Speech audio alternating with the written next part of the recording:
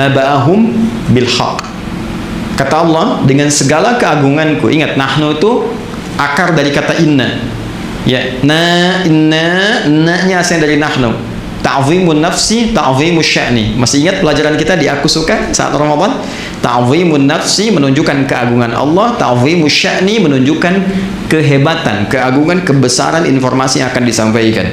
Ya, seakan Allah ingin mengatakan, demi keagunganku, demi kehebatanku, aku sampaikan informasi yang sangat berharga, informasi yang sangat bernilai, yang sangat dahsyat, sangat hebat. Nahnu naqussu 'alaika naba'ahum bil haq. Kami kisahkan kisah para pemuda yang hebat itu, kan? Dengan sesungguhnya. Siapa para pemuda itu? Innahum fityatun amanu bi rabbihim. Nih, kalimatnya menggunakan ini. Ya, innahum fityatun, sungguh mereka itu fityatun, anak-anak muda. Teman-teman milenial, ya. Ada ayat milenial dalam Al-Qur'an yang menunjuk para pemuda. Ingat, ini kita ini. Ya, generasi yang akan menggantikan orang-orang di masa kini, di masa depannya. Ayat ini berbicara tentang Anda, duhai teman-teman sekalian. Ada orang-orang milenial hebat, kata Allah, di masa lalu. Dan kehebatan milenial itu diukur bukan sekedar dari kehebatan instingnya, intelijensianya, kehebatan intelektualnya, kehebatan semangatnya. Bukan itu patokan utamanya. Innahum amanu, imannya yang pertama. Jadi kalau Anda ingin dikatakan seorang pemuda yang hebat, generasi milenial yang hebat, maka syarat pertama kehebatan dalam pandangan Allah itu iman. Jaga iman. Kalau cuma sekedar jadi orang-orang yang intelektual, ya, punya daya dobrak yang tinggi, inovasi yang hebat, bikin aplikasi, bikin ini, bikin itu biasa. Jangankan Anda yang belum beriman pun mampu. Itu terbuka kompetisinya. Jangankan di Indonesia, di Amerika banyak, di Cina banyak, di Eropa banyak, melimpah. Tapi perlombaan menjadi baik, hebat dalam pandangan Allah itu spesial. Sang Khalik lah. Anda disebut hebat di Indonesia, belum tentu dikenal di Amerika. Orang Cina pun mimpi belum pernah ketemu kita. Orang Eropa belum tentu pernah lihat kita, ya kan? Tapi kalau Anda disebut hebat oleh Allah, maka langit dan bumi mengatakan Anda yang terbaik. Maka syarat pertama, generasi pemuda hebat, itu kata Allah, amanu bi rabbihim, iman dulu. Nah, kenapa mereka disebut hebat? Ini dahsyat. Saking ingin mengupgrade imannya, mempertahankan imannya, mereka menghadapi intimidasi yang sangat luar biasa. Dikejar-kejar sampai masuk gua. Ancamannya bukan hanya sebatas intimidasi, bisa eksekusi. Bukan cuma persekusi, bisa dieksekusi. Ya, mereka untuk mempertahankan iman supaya di-upgrade imannya itu sampai masuk ke gua. Saking inginnya dekat dengan Allah Subhanahu wa ta'ala, saking ingin mempertahankan visi kehidupannya. Maka Allah katakan innahum, pakai inna, ya, harfu nasbin wa taukidin, tansibul isma wa tarfa'ul khabar, mabniun 'alal fathi la mahalla lahu minal i'rab. Huruf nasab yang mengangkat rafa ism, orang yang akan diangkatnya. Ini diangkat oleh Allah nih. Ini contoh nih, saya angkat nih. Dikenang kisahnya. Sampai kini masih diingat kisahnya. Ya. Wa taukidin, Allah kuatkan. Saya tegaskan, ini orang-orang hebat, contoh mereka. Ya, tansibul isma wa tarfa'ul khabar, dinasabkan. Nasabkan isimnya, jadi dibuka. Ya, saya kembalikan tadi, perhatikan baik-baik. Tansibul isma, dinasabkan isimnya, dibuka, tancapkan dengan kuat. Seakan-akan ingin mengatakan ini orang-orang bisa menancapkan dirinya, keimanannya pada dirinya dengan kuat. Ya, wa tarfa'ul khabar, diangkat beritanya sampai sekarang, ya, terekam sampai sekarang dikenang. Ya, mabniun 'alal fathi, mabni ditetapkan, fathah dibuka untuk kita. Ini kalau ngaji bahasa dengan dalam, ya. Kalau ngaji cuma standar di nahwu, sharaf mungkin nggak sampai ke situ. Tapi kalau kita bawa ke ilmu bahasa, itu kita dapatkan, itu banyak makna. Banyak makna, harakat itu ada maknanya. Mabniun 'alal fathi, dibuka. Jadi contoh buat kita, la mahalla lahum minal i'rab. Tidak ada tempat untuk mengalami perubahan, nggak goyah dia. I'rab itu kan berubah, nggak goyah. Ini luar biasa. Nah, yang menarik apa? Belum selesai ayatnya. Wazidnahum huda. Ketika mereka mampu mengupgrade imannya, mau naik ke level yang ini, sehingga merasakan kenikmatan iman, apa yang terjadi? Kami tambahkan hudan.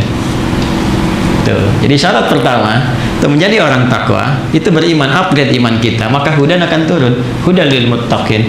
Ketika para pemuda tadi bisa mengangkat upgrade imannya, maka hudan turun. Apa yang terjadi ketika hudan turun? Nikmat kan? Ya, suratal ladzina an'amta alaihim, kembali ke An-Nisa 69, ulaika ma'al ladzina an'amallahu alaihim, maka dapat nikmat dari Allah. Apa nikmatnya? Allahu Akbar, tinggal tidur 309 tahun. Ya, di gua lagi. Ya, Anda tinggal di tempat sempit, ngontrak masih mengeluh. Sederhana, mereka di gua, kasur nggak ada, tempatnya keras, sinar terbatas. Tapi kalau sudah mendapatkan hudan, ya nikmat saja. Ya, matahari putar kanan putar kiri, cahaya dicukup, nikmat. Bayangkan 309 tahun tidur enak banget. Begitu bangun kayaknya baru kemarin tidur. Ya, coba lihat. Ya, Masya Allah. Ada orang tinggal rumah mewah, tempat tidurnya luar biasa. Setiap 9 menit bangun. Apa kenikmatannya? Anda boleh kaya, tapi belum tentu bahagia. Ya, Anda boleh hebat, ya, tapi belum tentu mendapatkan nilai-nilai kemuliaan seperti yang digariskan ini. Jadi ini syahidnya, ini contohnya. Nanti kalau sudah ini datang, upgrade dari amanuna yu'minun, muncullah halawatul iman. Maka kalau sudah begini, sudah. Ya, passion apapun nikmat saja. Apapun tinggal pilih. Mau dengan tenaga, mau dengan harta, mau dengan ilmu, mau dengan kedudukan, bebas, semuanya nikmat. Ya, Bilal itu cuma dengan tenaga, Abu Bakar dengan harta bendanya, Ali bin Abi Thalib dengan ilmunya, Amr bin As dengan kedudukannya, semua punya passion masing-masing. Bilal kalau mau jualan, mau dagang, bisa kaya, sahabat Nabi, banyak dikenang, bisa dimuliakan, tawaran banyak sepeninggal Nabi. Tapi kalau milih di muadzin dengan tenaga saja cukup. Kenapa? Karena levelnya sudah ke sini, sudah nikmat. Allahu Akbar, Allahu Akbar. Begitu azan, Nabi mengatakan, aku mendengar suara terumpahmu di surga. Aku mendengar suara terumpahmu. Bilal sederhana, baru adzan, terumpah saya sudah di surga, ngapain cari yang lain, dengan adzan aja bisa ke surga. Itu Bilal. Cerdas kan? Yang lain cari dengan passionnya masing-masing. Ada yang usaha, ada yang macam-macam. Tapi yang saya ingin katakan, apakah yang kita kerjakan nikmat enggak? Itu aja poinnya. Nih, halawah. Sudah ada halawah enggak? Ya? Sudah halawah enggak? Sudah nikmat belum? Pekerjaan kita nikmat enggak sekarang? Hah? Kalau lebih dahsyat lagi, nggak ada beda. Saat sehat nikmat, diuji sakit nikmat, saat ada harta nikmat, kayaknya cukup nikmat gitu. Jadi semua tuh kayaknya terlihat anugerah Allah saja. Kalau sampai situ, wah udah ada luar biasa. Nah ini biasanya saking nikmatnya nanti hudan ini kalau sudah masuk kepada jiwa orang beriman, naik tingkat ke sini, maka Allah akan rekatkan di hatinya. Rekat. Jadi hudan itu rekat di hati. Kan iman itu saya pernah sampaikan amalan hati kan? Ada rekat. Rekat itu diikat, robato namanya. Robato yarbatu. Robit itu ikatan. Ya. Diikat begini. Di jiwanya. Kalau sudah ikat kan nggak lepas. Yang celaka kan yang belum diikat kan? Ya kan? Yang belum diikat nih. Tadi itu kadang naik turun, kadang ragu, ya, kadang sholat fardu, kadang terlambat, kadang ada yang tinggalkan. Itu masih naik turun. Iman naik, kadang turun, kadang lepas, kadang datang. Tapi kalau diikat, kemana aja ikut. Kalau sudah ikut, jadi pedoman dalam kehidupan. Ini yang hebat. Makanya di ayat selanjutnya, ayat ke-14-nya, warabatna ala qulubihim. Dan kami ikatkan itu dalam jiwa-jiwa mereka. Ini bukti bahwa iman itu amalan hati. Kalau sudah benar imannya di hatinya, maka Allah berikan cahaya pada jiwanya. Dan diikat cahaya ini dalam jiwanya, sehingga kalau sudah diikat, hudan petunjuk ini menjadi sinar kepada seluruh tubuhnya. Karena itulah ketika dia menjadi sinar, maka semua aktivitasnya dibimbing oleh